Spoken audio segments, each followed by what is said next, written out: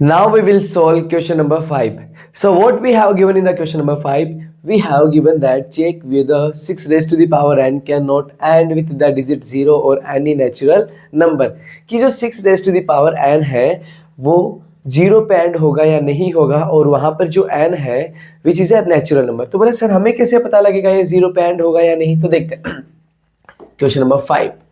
So what we have given जो है वो गिवन है 6 raise to the power n and where, और जो वेयर जो है n क्या है आपके पास, n is a natural number, so where n is a natural number.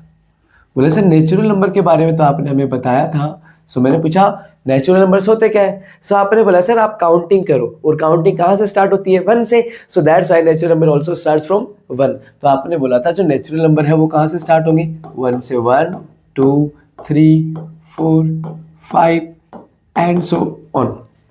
आपने बोला सर ये पूछ रहा है कि 0 पे एंड होगा या नहीं होगा, तो आप सर पहले तो ये बताइए कि 0 पे कौन से नंबर एंड होते हैं, सॉरी एंड होते हैं। तो मैंने बोला क्वेश्चन तो ठीक है आपका कि 0 पे कौन से नंबर जो है वो एंड होंगे, तो मैंने बोला आप कोई भी एक ऐसा नंबर बोलिए जिसके लास्ट में 0 आता हो, बोलो। तो आपने बोला सर 20 ले लीजिए, मैंने बोला ठीक है।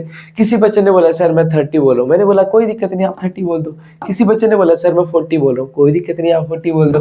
किसी ने बोला सर मैं 100 बोल रहा हूँ, तो मैंने बोला कि ठीक है 110 बोल रहा हूँ, कोई दिक्कत नहीं है। आपने जो जो नंबर बोले जिसके लास्ट में क्या आ रहा हो, 0 आ रहा हो, बोल दिया आपने। तो पहले ये देखते हैं कि ये नंबर 0 पे एंड हो रहे हैं तो क्यों हो रहे हैं, कोई तो रीजन होगा। बिना रीजन के कभी आज तक कुछ हुआ है क्या, नहीं हुआ, तो यहाँ पे भी नहीं होगा। तो आपने बोला सर जो 20 है आप इसके प्राइम फैक्टराइजेशन कीजिए। प्राइम फैक्टराइजेशन करोगे, 20 को 2 से डिवाइड किया 10, 10 को 2 से डिवाइड करोगे 5, और 5 को 5 से डिवाइड करोगे 1।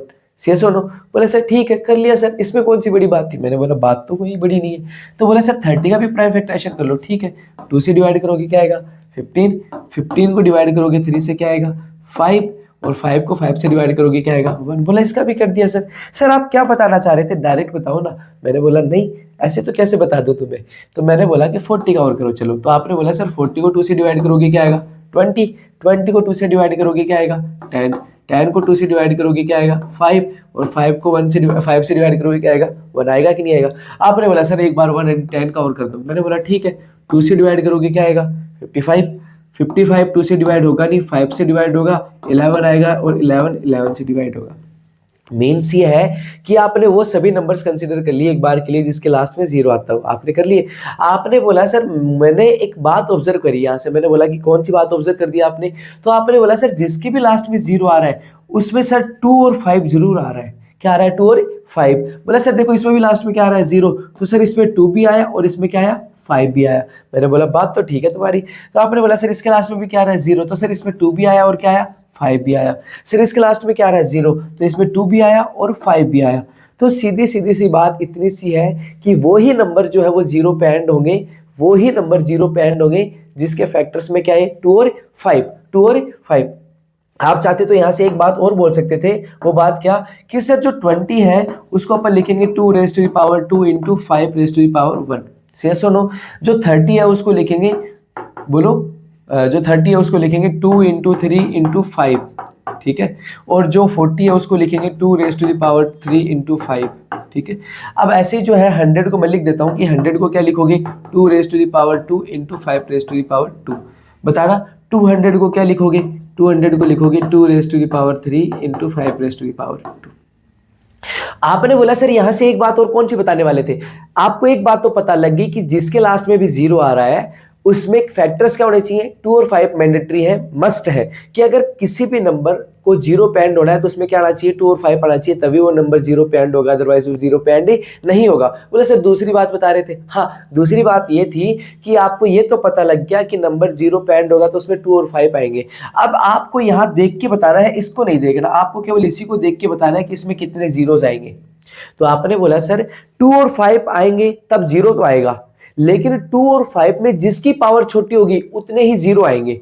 क्या कि 2 और 5 में जिसकी पावर छोटी होगी उसी उतने ही क्या आएंगे 0 आएंगे। बोला सर समझा नहीं, मैं समझाता हूँ। यहाँ 2 की पावर 2 है और 5 की पावर 1 है। बताओ 2 छोटा है 2 की पावर 2 और यहाँ पावर क्या है 1। तो यहाँ पावर 2 है और यहाँ पावर 1 है। जो पावर छोटी होगी 2 और 5 में उतने ही जीरो होंगे। तो यहाँ छोटा कौन है 1। तो इसमें कितने जीरोज है 1 जीरोज है। नेक्स्ट बोला सर यहाँ पर देखो, यहाँ पर 2 की पावर 1 है और 5 की पावर क्या है 1 है। दोनों ही पावर 1 है, इसका मतलब इसमें कितने जीरोज है 1 है। आपने बोला सर यहाँ पर देखो इन दोनों में छोटा कौन है, मैंने बोला दोनों ही पावर क्या है 2 है। दोनों ही पावर क्या है 2, इसलिए कितने जीरोज है। आपने बोला सर 2 और 5 में जिसकी पावर छोटी होगी और जितनी वो पावर है उतनी जीरोज होंगे।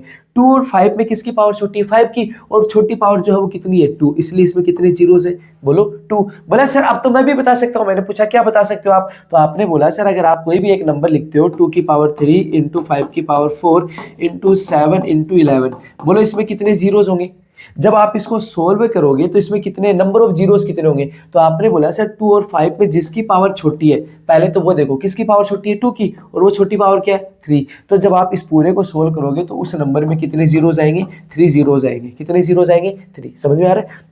एक और देखो यहाँ पर मैंने लिखा 2 की पावर 7 इंटू 3 की पावर 5 इंटू 7 की पावर 2 इंटू 5 की पावर 8 इंटू 11। तो बोलो यहां पर आपको क्या देखना है कि सर 2 और 5 की पावर देखो, 2 और 5 की पावर में छोटी पावर किसकी है, तो आपने बोला सर 2 की, और वो कितनी है 7। तो जब आप इसको सोल्व करोगे तो इसमें उस नंबर के आगे कितने जीरो आएंगे 7 जीरोस आएंगे। कितने जीरोस आएंगे 7। बोला सर सच में, मैंने बोला हाँ सच में। बोला सर प्रूफ करके दिखाओ, तो मैंने बोला ठीक है। आपने बोला सर एक नंबर ले लो 2 की पावर 10 इंटू 5 की पावर 1, ऐसे ले लिया ठीक है। अब आपने बोला सर इसको सोल्व करोगे तो इसमें कितने जीरो जाने चाहिए। मैंने तो तुम्हें क्या बताया है कि 2 और 5 में जिसकी पावर छोटी है पहले तो वो देखो। तो आपने बोला सर 2 और 5 में किसकी पावर छोटी है 5 की, और वो छोटी पावर क्या है 1। तो जब आप इसको सोल्व करोगे तो इसमें कितने जीरो आएंगे 1। बोले सर आपको कैसे पता। मैंने बोला कि जो आप सोल्व करके देख लो। तो 2 की पावर 10 को क्या बोलते हैं 1024 इंटू 5, मल्टीप्लाई करो 5 4 जा 20, कैरी लग गई 2, 5 2 जा 10 और 2 12 है 1 1 और 5 1 जा 5। ऐसा कुछ आ गया कि नहीं आ गया आपके पास। कितने जीरो है इसमें। इसका मतलब 2 और 5 जीरो पे हैंड होने के लिए मस्ट है, और 2 और 5 में जिसकी पावर छोटी है और वो छोटी पावर जितनी है उतने जीरो जाएंगे। तो आपको बोला गया एक क्वेश्चन है बताना कि आपको बोला गया एक नंबर है x, एक नंबर क्या है x ठीक है, और उसको मैंने लिखा 2 की पावर 3 इंटू 5 की पावर 2 इंटू 3 की पावर 7 इंटू 11 की पावर 2। बताना इसमें कितने जीरोस होंगे। तो आपने बोला सर 2 और 5 में जिसकी पावर छोटी है, किसकी पावर छोटी है 5 की, और वो छोटी पावर क्या है 2। तो इसको सोल्व करने पर कितने नंबर ऑफ जीरोस आएंगे 2 जीरोस आएंगे। ठीक है ठीक है, आगे चलते हैं। अपन तो बात कर रहे थे कि सर 6 की पावर n जो है 6 raise to the power n है वो जीरो पे एंड होगा या नहीं होगा।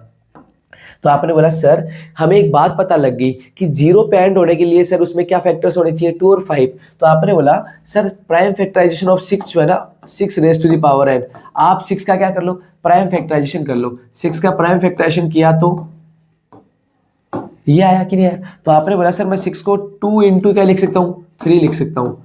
तो 6 को लिख दिया 2 इंटू 3 और ऊपर पावर क्या लगी हुई है n। अब आपने बोला कि सर प्राइम फैक्टराइजेशन में इसके फैक्टर्स क्या होने चाहिए थे 2 एंड 5 जो है वो मस्ट होने चाहिए थे, तभी ये जीरो पे एंड होता। तो क्या ये जीरो पे एंड होगा क्या। आपने बोला सर जो जिसमें 2 और 5 नहीं आते वो कभी भी जीरो पे एंड नहीं होगा। तो क्या ये जीरो पे एंड होगा, क्यों, क्योंकि इसमें 2 तो आ रहा है लेकिन 5 पे नहीं आ रहा, इसलिए जीरो पे एंड नहीं होगा। और जीरो पे एंड होने के लिए 2 भी चाहिए और 5 भी चाहिए। तो आप क्या लिखोगे 6 raise to the power n will not end with a digit 0, will not end with digit 0 की जो 6 raise to the power n है with digit 0, ये जो जीरो पे एंड नहीं होगा। क्यों 6 raise to the power n will not end with a digit 0 because in the prime factorization of 6 raised to the power n, because in the prime factorization of 6 raised to the power n, because in the prime factorization of 6 raised to the power n, बोलो because in the prime factorization of 6 raised to the power n, बोलो 2 is only a prime factor, 2 is a prime factor, 2 is a prime factor जो 2 है वो तो क्या prime factor है but not 5, जो 5 है वो इसका प्राइम फैक्टर नहीं है। तो आप चाहते तो इसको थोड़ा और भी अच्छे से बोल सकते थे, कैसे क्या इसको ये भी बोल सकते थे कि सर आप हमें पता है वी नो दैट, हमें पता है वी नो दैट, हमें क्या पता है, हमें पता है if a number ends with a digit zero, कि कोई नंबर है वो किस पे एंड हो रहा है, जीरो पे, then it must have 2 and 5 in its prime factors. तो आपने बोला sir we know that if a number ends with a digit zero, if a number ends with a digit zero, if a number ends with digit zero, कि जो number है वो zero पे and होगा तो उसमें क्या आना चाहिए, 2 और 5 आना चाहिए। तो we know that if a number ends with digit zero zero, then it must have इसमें क्या होना चाहिए, 2 and 5 in its prime factorization, 2 and 5 as it prime factors, कि अगर कोई नंबर है वो जीरो पे एंड हो रहा है, कहाँ पे एंड हो रहा है, जीरो पे, तो उसके प्राइम फैक्टर्स में क्या होना चाहिए, 2 और 5 होने चाहिए। यही बात मैंने यहाँ लिखी है कि we know that if a number ends with a digit zero then it must have 2 and 5 as it prime factors. But in 6 raised to the power n, we have only 2, हमारे पास क्या है, 2 है, नॉट 5 हमारे पास 5 नहीं है। इन its prime factorisation, इसके prime factorisation में हमारे पास केवल और केवल क्या है, बोलो 2 है, हमारे पास 5 नहीं है। सो देयरफॉर, और अगर हमारे पास 5 नहीं है, सो देयरफॉर बोलो 6 raised to the power n will not end with a digit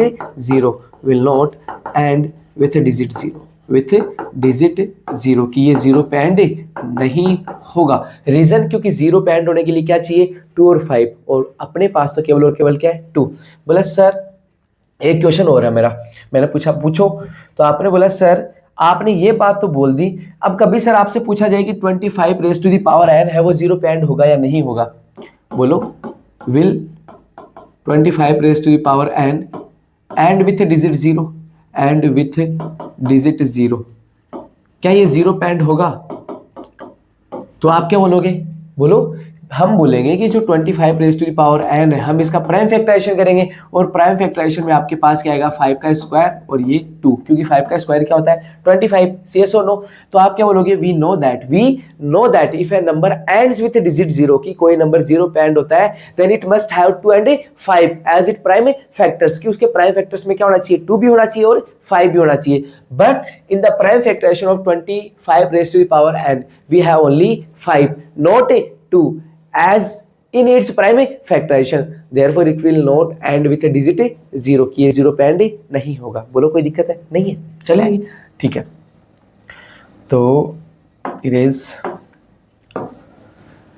तो देखना अगर दिक्कत नहीं है तो सुनो ये लो, फिर दिक्कत ही नहीं है तो सुनना आगे नेक्स्ट क्वेश्चन। आपने बोला सर जो नेक्स्ट क्वेश्चन है वो है क्या, नेक्स्ट क्वेश्चन है चेक वेदर, सॉरी ये थोड़ा सा सुनो, तो नेक्स्ट क्वेश्चन जो है वो क्या है, इसमें दे रखा है explain why are composite numbers, कि ये जो नंबर्स है वो कंपोजिट नंबर है, आपको इसके पीछे का रीजन एक्सप्लेन करना है। अभी मैंने वही बात बोली कि बिना रीजन के कुछ कभी पॉसिबल नहीं है, तो आपने बोला सर आपको तो इसको क्या प्रूफ करना है, कंपोजिट प्रूफ करना है। मैंने बोला ठीक है, तो मैंने आपको स्टार्टिंग में फर्स्ट पार्ट था उसमें आपको कंपोजिट नंबर एक्सप्लेन भी किए थे, और कंपोजिट नंबर होते क्या है, if a number have more than 2 factors, कि कोई भी नंबर है उसके 2 से ज्यादा फैक्टर्स है, या फिर ऐसे ही बोल सकते हो कि if a number is divisible by 1 and itself and any other number, कि कोई भी नंबर है वो 1 से भी डिविजिबल है, इटसेल्फ से भी, खुद से भी, और किसी और से भी, तो आप उसे क्या बोल सकते हो, कंपोजिट नंबर बोल सकते हो। यस और नो? ठीक है, देखते हैं पहला क्वेश्चन। गिवन क्या आपके पास 7 into 11 into 13 plus 13 है ना, और आपको प्रूफ क्या करना है कि ये कंपोजिट नंबर है, इसके पीछे रीजन बताना है कि कंपोजिट है क्यों। तो आपने बोला कि सर हमें एक बात पता है कि यहाँ पर सर इन 2 टर्म्स में कुछ एक है ना वो कॉमन आ रहा है। मैंने बोला ठीक है, जो कॉमन आ रहा है उसे कॉमन ले लो। तो आपने बोला सर यहाँ से 13 कॉमन ले लेते हैं। अब बच्चों ने कॉमन ले तो लिया, बोला सर जिसकी जगह जो कॉमन ले रहे हैं सर उसकी जगह क्या लिखें, तो जो कॉमन ले रहे हैं उसकी जगह लिखेंगे 1। क्या लिखेंगे? 1। तो आपने बोला सर 7 की जगह 7, मल्टीप्लाई की जगह मल्टीप्लाई, 11 की जगह 11, और जो कॉमन चला गया उसकी जगह क्या रख दो? 1 रख दो। तो 13 कॉमन चला गया, मल्टीप्लाई 1 प्लस 13 कॉमन चला गया, इसकी जगह 1। अब बच्चों आप दिक्कत क्या करते हो, एक रूल होता है वी बोर्ड मास। क्या होता है? V BODMAS. बोला sir V BODMAS, V का मीन्स होता है विनकुलम, क्या होता है विनकुलम। बोला सर बी का मतलब होता है ब्रैकेट, क्या होता है ब्रैकेट। बोला सर ठीक है। बोला सर डी का मतलब होता है डिवाइड, क्या होता है डिवाइड। एम का मतलब सर, एम का मतलब होता है मल्टीप्लाई, कुछ और तो नहीं है, सॉरी ओ का मतलब होता है ऑफ, ठीक है, और एम का मतलब होता है मल्टीप्लाई, ए का मतलब होता है एडिशन, और एस का मतलब होता है सब्ट्रैक्शन, सब्ट्रैक्शन, ठीक है, ये होता है। तो इसका मतलब आप कभी भी अगर कुछ करते हो तो इसी रूल के अकॉर्डिंग चलना है, मींस अगर किसी ब्रैकेट को सोल्व कर रहे हो तो इसी के अकॉर्डिंग करना है। तो देखो एडिशन से पहले क्या आ रहा है मल्टीप्लाई, अगर कभी भी आपको एडिशन से पहले मल्टीप्लाई दिख जाए तो आप मल्टीप्लाई को सोल्व करोगे, मल्टीप्लाई से पहले डिवाइड दिख जाए तो आप डिवाइड को सोल्व करोगे, डिवाइड से पहले ऑफ लिखा हुआ दिख जाए तो ऑफ को सोल्व करोगे, ऑफ से पहले ब्रैकेट दिख जाए तो ब्रैकेट को सोल्व करोगे। तो आपने बोला सर 13, तो सबसे पहला काम आप बोलो कि सबसे पहले आपको यहां पर क्या सोल्व करना है, एडिशन, एडिशन से पहले कौन आ रहा है मल्टीप्लाई, तो सबसे पहले आपको मल्टीप्लाई सोल्व करना है। तो 11 1 जा 11 और 11 7 जा 77। तो देखो आप क्या करते हो कि आप जो ना इस 1 + 1 को 2 लिख देते हो, आपको ऐसा नहीं करना, मैंने रीजन भी बता दिया, क्योंकि अगर मल्टीप्लाई और एडिशन साथ आ रहे हैं तो पहला काम आपको क्या सोल्व करना है मल्टीप्लाई सोल्व करना है। बोलो कोई दिक्कत है क्या, नहीं है। तो 11 7 जा 77, 1 जा 77 और प्लस का 1, ठीक है। अब 13 और 77 + 1 क्या होता है 78, तो मल्टीप्लाई 78। सीधी सीधी सी बात इतनी सी है। अब आप एक बार 78 को 13 से मल्टीप्लाई करो, आपको हमेशा मल्टीप्लाई करने की जरूरत नहीं है, यहाँ पर जो भी नंबर आ गया ये तो मैं केवल आपको आज समझा रहा हूँ। तो देखना मल्टीप्लाई करोगे तो 3 8 जा 24, कैरी आ गई 2, और 3 7 जा 21 और 2 23, और आगे 1 को 8 से मल्टीप्लाई करोगे 8, और 1 को 7 से मल्टीप्लाई करोगे 7, तो 4 11 और 10, ऐसा कुछ आ गया आपके पास, आया कि नहीं आया। तो आपने बोला सर इसको मल्टीप्लाई करेंगे तो अपन ये भी बोल सकते हैं कि 1014। अब मैं सीधी सीधी सी बात ये बता रहा हूं कि लास्ट में यहां पर आपके पास हमेशा ही कितने नंबर आएंगे, 2 नंबर आएंगे, यस और नो। अब ये जो 2 नंबर आए इनको मल्टीप्लाई करने पर क्या आया 1014, 1014। तो ध्यान रखना यहां पर जो 2 नंबर आ रहे हैं ये 1014 उससे हमेशा ही डिवाइड होगा, हमेशा ही क्या होगा डिवाइड। चाहे देख लो 1014 को एक बार 13 से डिवाइड करके देखो, देखना 1014 करो डिवाइड, 13 1 जा 13 नहीं हो रहा, तो 13 2 जा 26, बोलो मैं ही लिख देता हूँ 13 7 जा 91, से सुनो 1 में से 1 गया 0, और 10 में से 9 गया 1, और आगे से सुनो बोलो, और 13 8 जा 104, माइनस करोगे क्या आएगा 0। तो देखो ये जो नंबर है इन दोनों को मल्टीप्लाई करने पर क्या आता है 1014, तो इसका मतलब ये 13 से डिवाइड हो रहा है कि नहीं हो रहा, होगा। तो जैसे ही आपने इस 1014 को 13 से डिवाइड किया तो 78 आंसर आया ना, वैसे ही अगर आप इसको 78 से डिवाइड करते, किससे डिवाइड करते 78 से डिवाइड करते, तो आंसर क्या आता 13 आता, क्या आता 13। बोले सर समझाना क्या चाह रहे हो, मैं ये समझाना चाह रहा हूं क्या कि सर यहां पर जो भी नंबर होंगे, यहां पर जो भी क्या होंगे नंबर, इनको मल्टीप्लाई करने पर जो नंबर आएगा वो हमेशा इनसे क्या होगा डिवाइड होगा। जैसे इन दोनों को मल्टीप्लाई करने पर ये आया कि नहीं आया, तो ये नंबर इससे भी डिवाइड है और ये नंबर इससे भी डिवाइड है कि नहीं है ना। तो बोले सर आप बताना क्या चाह रहे हो, डायरेक्ट बताओ। तो मैं ये बताना चाह रहा हूं कि ये जो नंबर था 7 × 11 × 13 + 13, ये जो है वो एक कंपोजिट नंबर है। बोलो आपको कैसे पता लगा सर, आपको हमें इसलिए पता लगा कि ये जो नंबर है इनको मल्टीप्लाई करने पर क्या है 1014। अब ये 1014 है, आपको पता है जितने भी नंबर है वो हमेशा किससे डिवाइड होते हैं 1 से होते ही होते हैं। बोलो सी एस नो, हाँ सर पता है सर कि जितने भी नंबर है वो हमेशा किससे डिविजिबल है 1 से। बोला सर इसका मतलब 1 तो अपन कभी भी लिख सकते हैं, कहीं पे भी लिख सकते हैं, हाँ लिख सकते हैं। इसके बाद आपने बोला सर ये जो नंबर है ना इन दोनों के मल्टीप्लाई से बना है, तो आप ये भी बोल सकते हो किससे डिवाइड हो रहा है 13 से, आप ये भी बोल सकते हो कि ये जो नंबर है किससे डिवाइड हो रहा है 78 से। तो सीधी सीधी सी बात इतनी सी है, आपको तो यही तो बताना था कि ये जो नंबर है उसके 2 से ज्यादा फैक्टर्स है कि नहीं, ये बताना था। तो आप क्या लिखोगे फॉलोइंग नंबर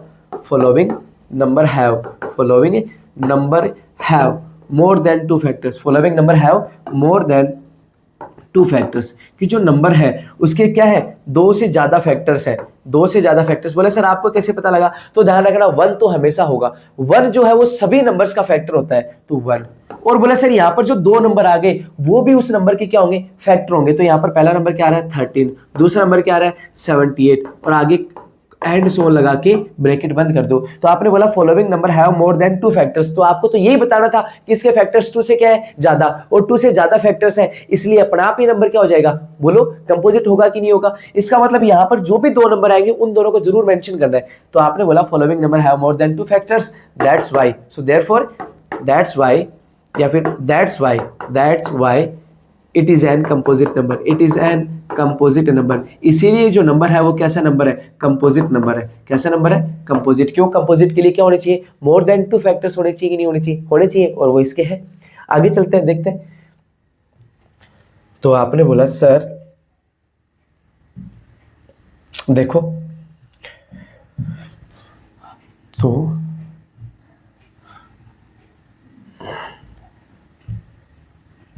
नेक्स्ट क्वेश्चन, इस चैप्टर का जो है वो लास्ट क्वेश्चन है, और लास्ट क्वेश्चन है क्या वो देखते हैं। सॉरी, इसी में सेकंड पार्ट भी है, वो देख लेते हैं। तो इसमें क्या लिखा हुआ देखना, बताना मुझे। 7 इंटू 6 इंटू 5 इंटू 4 इंटू 3 भी आ रहा है क्या, 3 into 2 into 1, 3 into 2 into 1 into sorry plus 5। अब आपको जो है वो इन नंबर्स को क्या प्रूफ करना है, कंपोजिट प्रूफ करना है, सी एस और नो। तो अभी थोड़ी देर पहले बोला था सर कि जो नंबर सेम दिख रहा है उसको कॉमन ले लो। तो सर मुझे यहाँ पर भी 5 दिख रहा है और यहाँ पर भी क्या दिख रहा है, 5 दिख रहा है कि नहीं दिख रहा। आपने बोला सर दिख रहा है, तो आपने 5 क्या ले लिया, कॉमन, और जो नंबर बच गया उनको ऐसा कैसा लिख दो, तो लिखो। तो आपने बोला सर 7 इंटू 6 इंटू 4 सॉरी आपने बोला था सर जिस नंबर को कॉमन ले रहे हो उसकी जगह क्या लिखना है, 1। लिखो तो भी कोई फर्क नहीं पड़ता, नहीं लिखो तो भी कोई फर्क नहीं पड़ता, जब मल्टीप्लाई में हो तभी। तो आपने बोला सर 7 की जगह 7, 6 की जगह 6, 5 कॉमन चला गया तो उसकी जगह 1, multiply 4 multiply 3 multiply 2 multiply 1 plus, अब ये 5 भी क्या चला गया, कॉमन, और कॉमन चला गया तो इसकी जगह क्या आएगा, 1 आएगा कि नहीं आएगा, आएगा। तो आपने बोला सर इसकी जगह 1, ठीक है। अब आपने बोला सर हमने पढ़ा था कि एडिशन से पहले किसको सोल्व करते हैं, मल्टीप्लाई को। बोला सर कहा, तो देखो एडिशन से पहले हमेशा किसको सोल्व करते हैं, मल्टीप्लाई को सोल्व करते हैं। तो आप यहां पर जो मल्टीप्लाई है उनको सोल्व कर लीजिए। 7 6 जा 42 और 42 और 4 3 जा 12 है और 12 2 जा 24। तो 42 और 24 को आप क्या कर लीजिए, मल्टीप्लाई कर लीजिए। बोलिए 4 2 जा 8, 4 4 जा 16 मल्टीप्लाई 2 2 जा 4 और 2 4 जा 8। तो बोलो 8 और 6 और 4 10 और 1 9 और क्या आ गया, 1008 आ गया। तो 1008 और प्लस में क्या है 1। तो आपने इनको मल्टीप्लाई किया तो क्या आया, 5 इंटू 1009।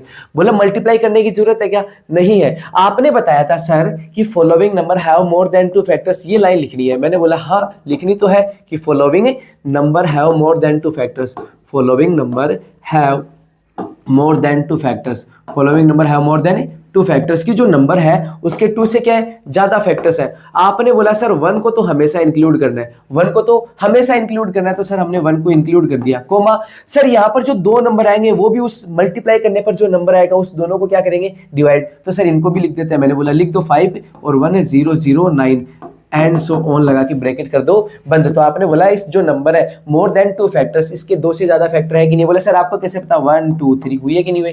तो आप लिखोगे that's why it is an composite number, that's why it is an composite number, it is an composite number. कि जो नंबर है वो कैसा नंबर है, कंपोजिट नंबर है। कैसा नंबर है, कंपोजिट नंबर। बोलो कोई दिक्कत है क्या, नहीं है, ठीक है। चले आगे, ठीक है। अब अपन देखते हैं क्वेश्चन नंबर 7। सो देखते हैं क्वेश्चन नंबर 7 में है क्या। क्वेश्चन नंबर 7 में है there is a circular path around a sports field. तो ये जो है अंदर जो है आपके पास एक स्पोर्ट्स फील्ड था, ठीक है, स्पोर्ट्स फील्ड। और इस स्पोर्ट्स फील्ड के अराउंड का मीन्स होता है चारों ओर, इसके चारों ओर क्या है, ए सर्कुलर पाथ। तो एक सर्कुलर पाथ बना दिया, जो आपको एरो दिख रही है एक सर्कुलर पाथ है, ठीक है।